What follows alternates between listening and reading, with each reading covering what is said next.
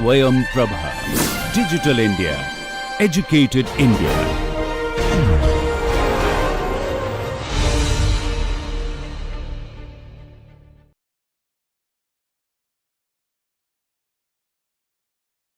As we've seen in the last session, we showed you some videos of typical photoelastic fringes, and the first thing that anybody would notice when you look at some of these fringes is the fact that they all look rainbow colored, right. And so the word rainbow naturally raises the question of where these fringes are coming from, and it is not surprising to know that they are related to the phenomenon that finally leads to a rainbow, which is refraction. And so to really understand where fringes are coming from, why some materials show fringes, some materials do not show fringes, in fact most materials do not show fringes. If you take a piece of metal or a piece of opaque plastic, you do not see any fringes there. But if you look at glass, various types of glass, if you look at transparent rubbers, transparent plastics, these do show fringes to varying degrees, of course, varying intensity degrees. And so to understand why this is the case, we need to delve a little bit deeper into the nature of light itself, and so that is what we will do today. I will discuss some very basic ideas from a slightly different point of view. I am sure many of you have seen this in a 10th standard or a 12th standard physics textbook before. It is very elementary, but if you think a little bit more carefully, the exact reasons behind why some of these phenomena actually occur is perhaps not so trivial, and that is what we will discuss. So in order to understand the origin of fringes,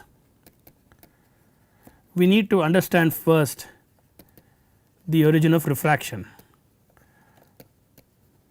Okay, why does refraction occur? We all know refraction, of course, we know Snell's law, you have probably heard this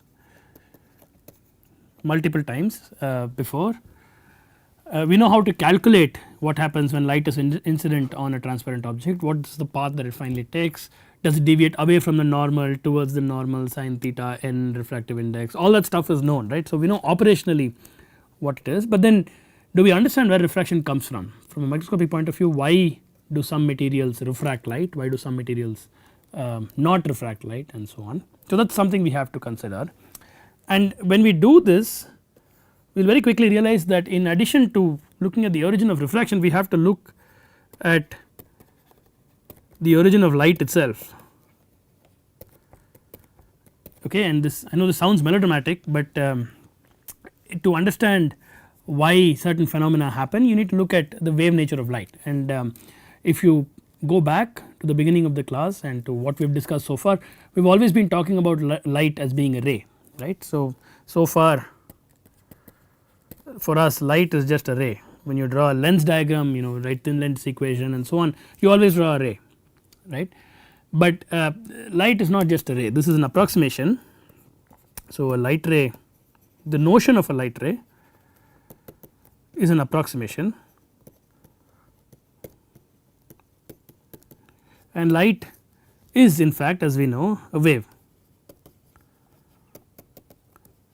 and it is not any wave, it is what is called an electromagnetic wave. I am sure you have seen this phrase also before, and you need to go back and look at what an electromagnetic wave is and why it does what it does when it interacts with materials, right. So it takes us into some fairly alien territory. We will try to cover that in as qualitative a manner as possible, and hopefully this will give you some background to help you understand why refraction occurs in the first place, and then from there we will step back and try and understand why birefringence, or rather the phenomenon that underlies photoelasticity, why birefringence turns up in many materials. So let us start with basic idea of an EM wave. Okay.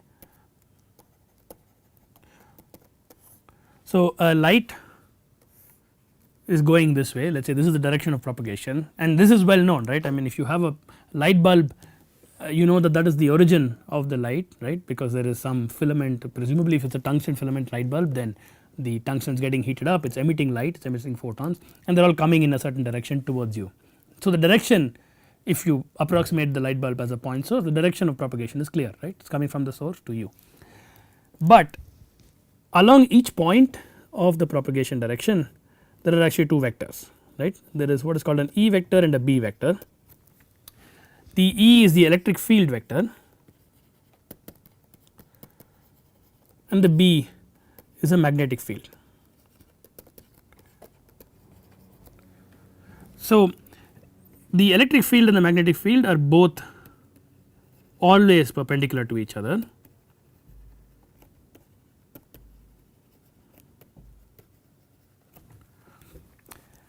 and they are also always perpendicular to the direction of propagation.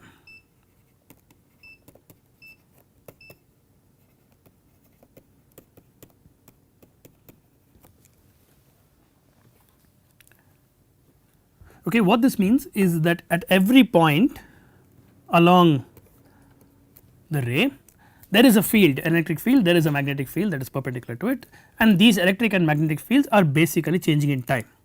Okay, so they are oscillating in time,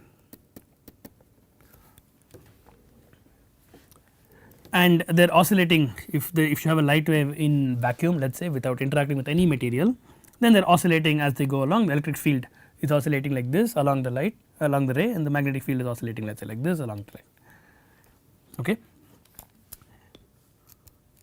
Now, the direction of oscillation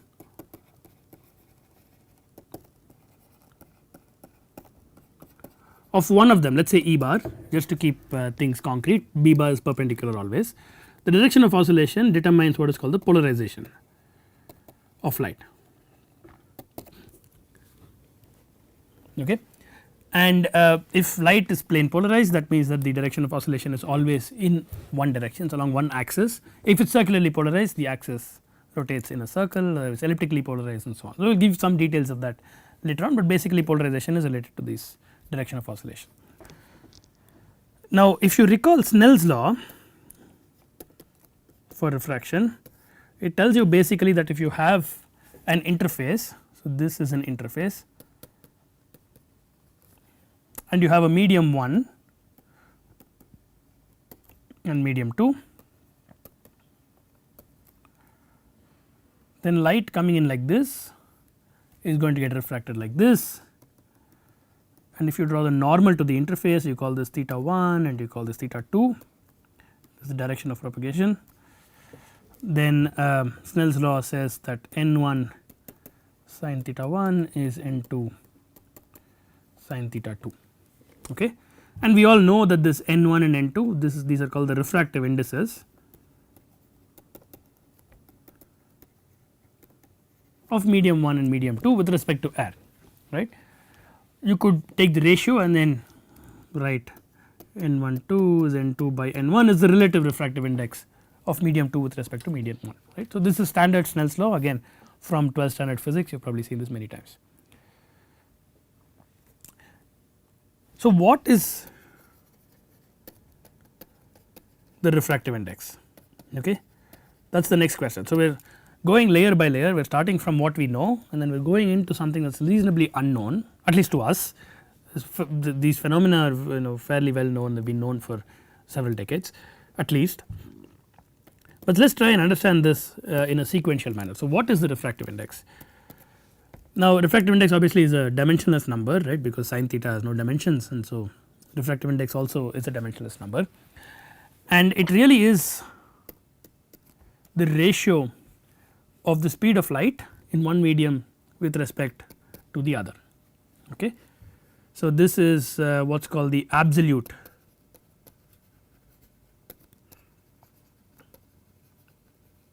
refractive index. So, this could be refractive index of glass in air, for example. C is the speed of light in vacuum. When I say air, I mean vacuum, air and vacuum are practically the same for all practical purposes, and this is 2.99 into 10 power 8 meters per second, and this is the velocity or what is called the phase velocity. I am going to put this in quotes, I will explain what phase velocity is in a minute. This is the phase velocity in the medium. Okay. So, the refractive index is the ratio of these two and its dimension is because both have dimensions of meters per second. So, usually for most materials, there are some exceptions, we will talk about them again a little bit later. Usually for materials, notice also the index I is for material I. So, if you have two materials and material 1 will have refractive index n1, corresponding phase velocity v1 and so on.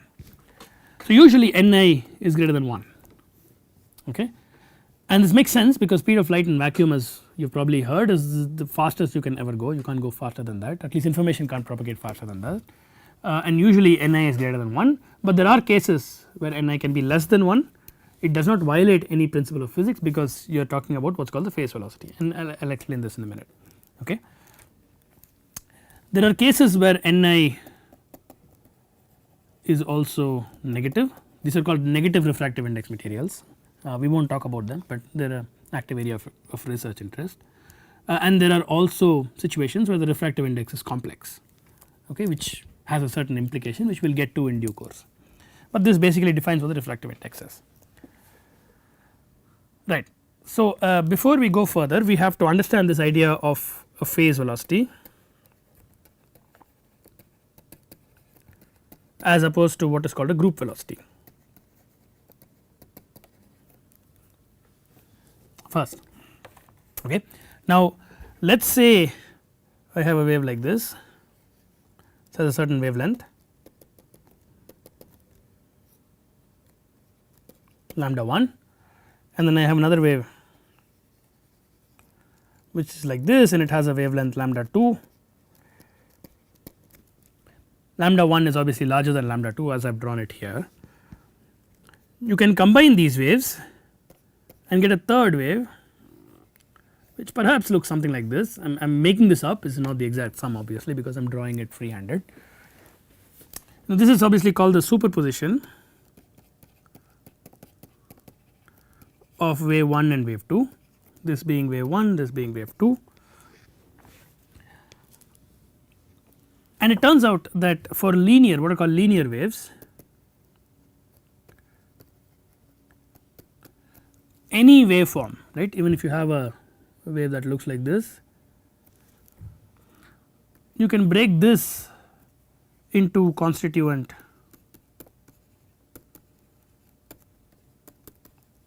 single wavelength waves. So, for example, this fellow here, you can write this as this plus this plus this plus. So, these are all single wavelength waves. So, this is lambda 1, lambda 2, lambda 3 and so on, different amplitudes A3, A2, A1 and so on. So, you can break up any of these break up any such wave like this or any signal of this form into constituent waves. You might have a lot of constituent waves, but nonetheless it can be done in some very definite way, okay. Now, if this wave had a speed c1, this wave had a speed c2, direction of propagation, which means that the time taken for this point, remember this, as the wave propagates, a point here is going up and down, and the time taken for that to do one full up and one full down and come back to its starting point is and that of course divided, the wavelength divided by the time is the wave speed c1, okay, and likewise over here. Now, if c1 is equal to c2, or indeed if in this case all ci's are equal, that means that the material or the wave or rather the material in which the wave is propagating is non-dispersive.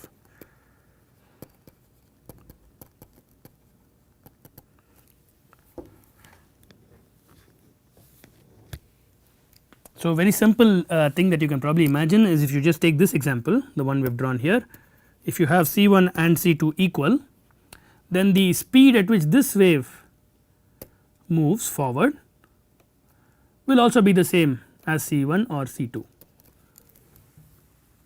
right, because there is no change, everything is moving at the same speed, the wave will retain its shape and it will keep propagating at the same speed. Now, interesting things happen when this C, which I am going to call this, which I am going to give a subscript of P for phase, when this Cp of lambda is not constant, which means it depends on lambda, when this happens then you have dispersion.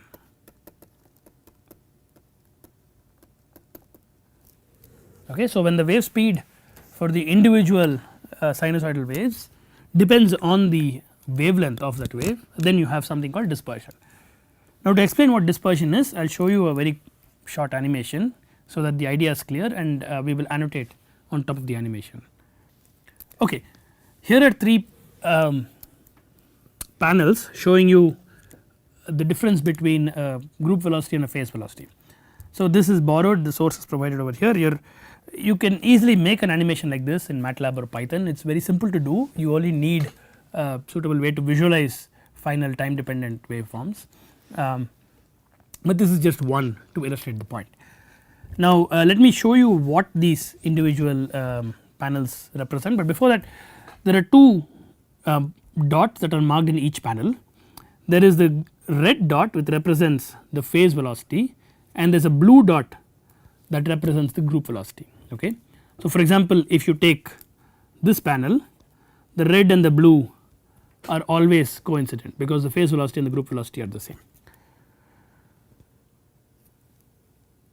Okay, you can see that they are going together. The phase velocity and the group velocity not being the same, there are 2 simple cases that are illustrated here. So, let us take the case where the group velocity is 0. Okay. The phase velocity tells you this, for example, if you see this red that is going here, that is following this trajectory, it tells you how that point at the same phase is moving, right. But if the group velocity, which is the added sum of everything, is unchanged, then the total envelope of the wave does not propagate, right. So, if you look at this, the outline I have drawn here is stationary, even though stuff is wiggling inside, there is some change inside, the overall envelope is still in the same location, and that is because the group velocity is 0. Okay. On the other hand, if you do have a finite group velocity and the group velocity is lesser than the phase velocity, then this case will happen. So, you see that the red spot moves faster than the blue spot, and the blue spot represents in some sense the speed at which the entire wave train is propagating. Okay. So, the red is point on the crest in this case, on one crest, it does not matter which one, you could take anything and that will move with the same speed as the one shown here, and the blue is the what I will call the wave train motion velocity. Okay.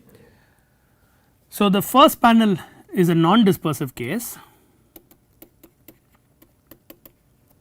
So, if I took this waveform and I split it up into various components, various constituents, each of those constituents will move at the same speed. Okay. The second case is dispersive, the third case is also dispersive, it is an extreme case, it is a standing wave, the third one, because it is not propagating. But let us look at the second one. The second one is also dispersive, which means some frequencies or some wavelengths I should say will move faster than other wavelengths. Okay. Now, if you go back to our discussion of what the refractive index was, you remember refractive index is C by Vi. In the case where the medium is dispersive, some wavelengths moving faster than other wavelengths implies that Vi is a function of lambda. So, the refractive index will be a function of lambda, okay. And this is precisely why you see dispersion in a prism, and the word dispersion comes from here of course, because it is all dispersive. If you take a prism and you put white light going through, remember white light is, there is no color called white, of course we have learned that in school.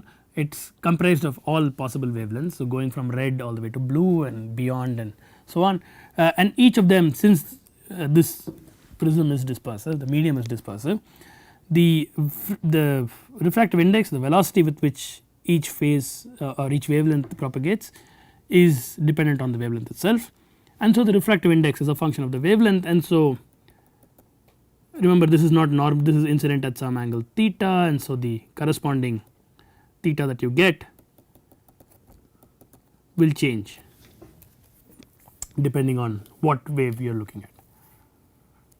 Okay. So, this is your red, blue, green, etc., will have different values of theta 2, let us call this theta 1.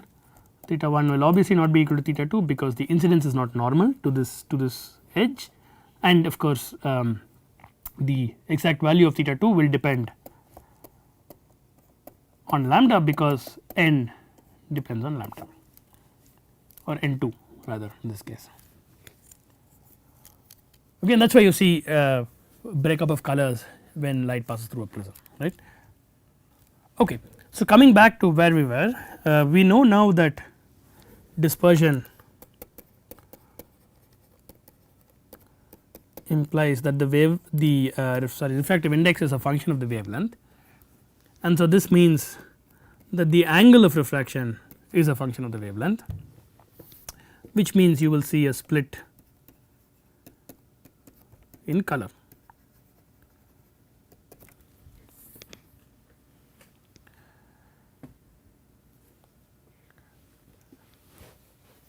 Okay.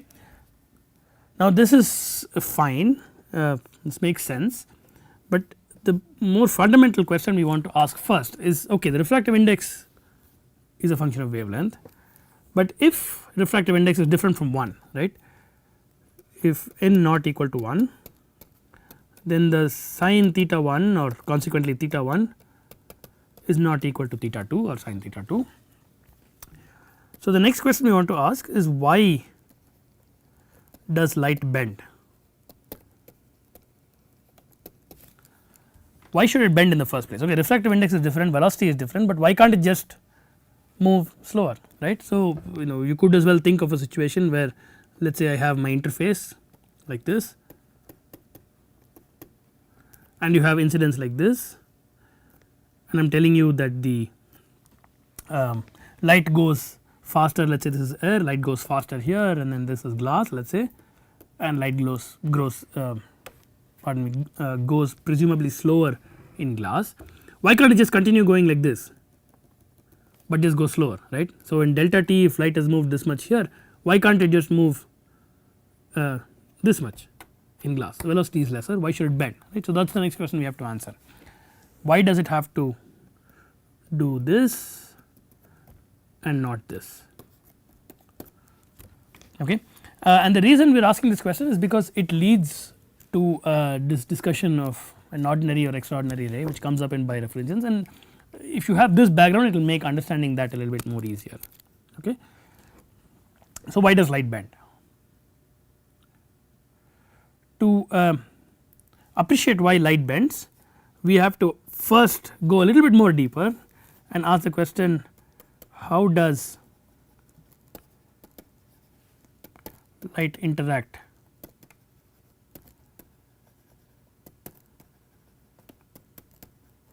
with matter?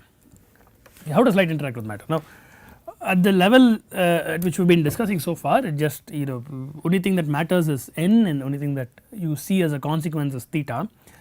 But if you look at it a little bit more microscopically, so you have your piece of glass and you zoom in and you see what happens.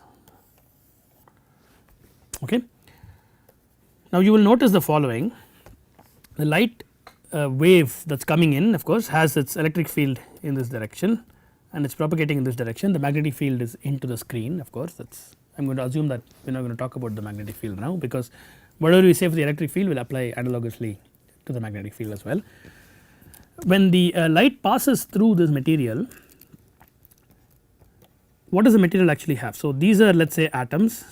My idea of atoms, they are fairly cartoonish, but the atoms themselves have electrons around them, right.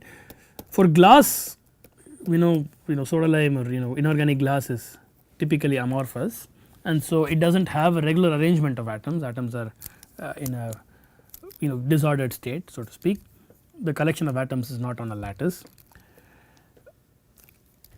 but the presence of these electrons basically is responsible, primarily responsible, I should not say only responsible, for interacting with light. So here is what happens, your light source comes like, your light ray wave comes like this, the electric field is like this, and remember that the electron is a charged particle. Okay. So the moment the electron sees an electric field, it experiences a force which is charge times field, we know that, and so if the field is oscillating up and down, if the field is doing something like this, then the charge also starts doing this. Okay. Now this is, you can think of this by analogy with a system that you are probably more familiar with, which is you take a spring and a damper and you attach a mass. If you apply a force to this mass and you will get it to oscillate, the mass will start vibrating of course, but it will vibrate with a phase change, right. So,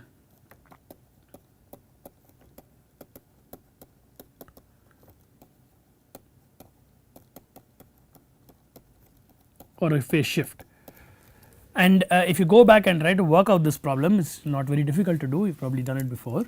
The phase shift will depend on the ratio of the applied frequency and the natural frequency of the material, right, and that of course depends on the spring constant, it is altered by the damping coefficient and things like that. This is purely by analogy, the actual equations are much more complicated as you can imagine, but for a conceptual idea this serves fairly well. Now the same type of thing you could imagine happens to the electron, right, it goes up and down with some phase lag compared to the wave that is coming in. Now the moment the electron starts going up and down, it is an accelerating charge, okay, oscillating or accelerating charge.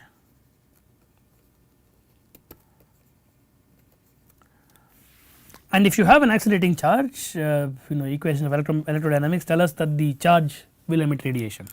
So this will also emit its own electromagnetic waves. Okay.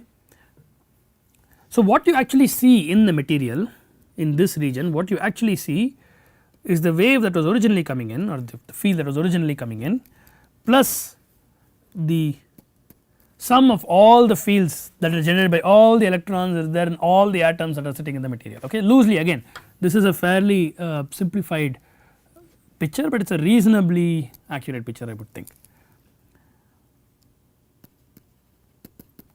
So the actual full field is not just the incoming wave which is passing through by itself, but also the emitted waves that are sum of all the emitted EM waves that are coming from all the electrons that are in the material. Okay.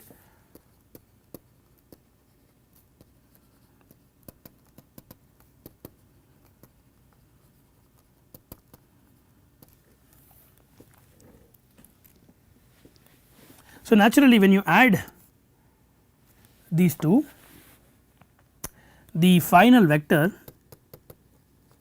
or the final E bar full as I have called it here has a phase difference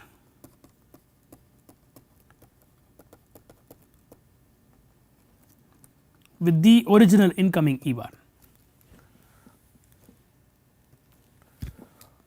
We will call this phase difference delta. Okay. Now this phenomenon is the basis for many optical phenomena that you will see in nature. For example, if the delta is let us say around pi by 2, the phase difference between the incoming and the sum total that is coming out, that is in the material, then the wave inside moves slower.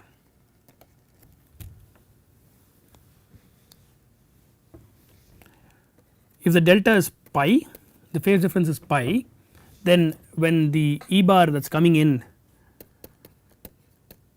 is at a maximum, then the E bar, what did I call it, E bar emit.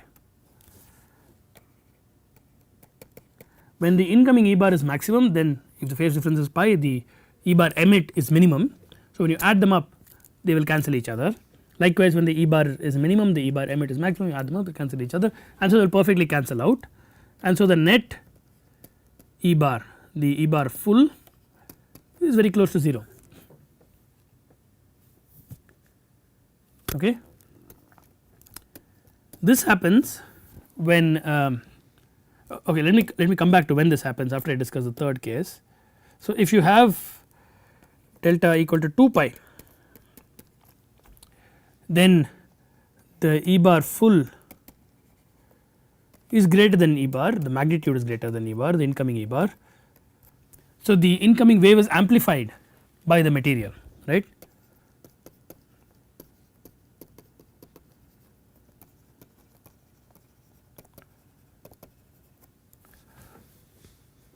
So, you pass some wave and the material amplifies that and generates a larger amplitude wave. So, this is exactly what happens in a laser, by the way. Light amplification by so amplification comes from here, right. The case 2, so this is case 1, case 2 and case 3. In case 2, since the final field is 0, basically the light that you are sending in is completely getting absorbed by the material. So, it is fully absorbed.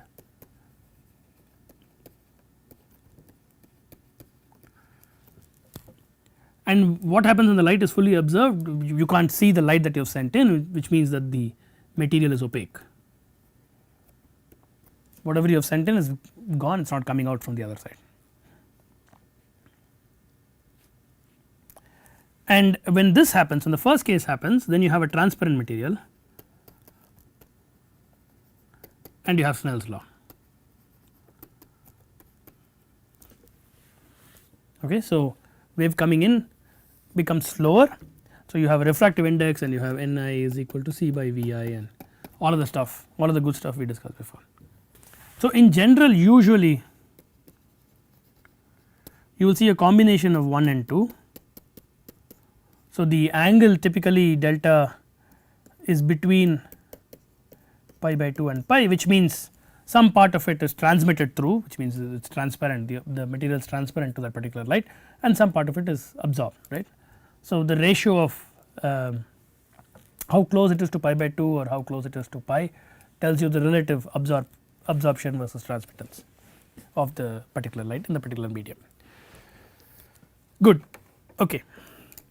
So, we know that light gets absorbed or gets transmitted because the stuff that is being oscillated is in phase or out of phase with the original light that is incident on the material, right. But this still does not explain why light should bend. So, we go back to our original question.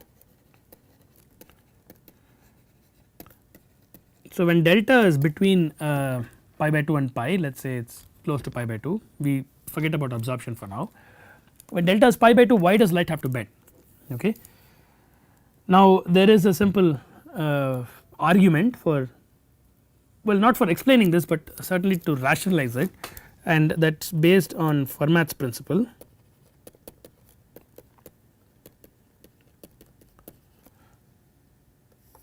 So, Fermat's principle, it tells us that light travels along a path such that the travel time is minimized.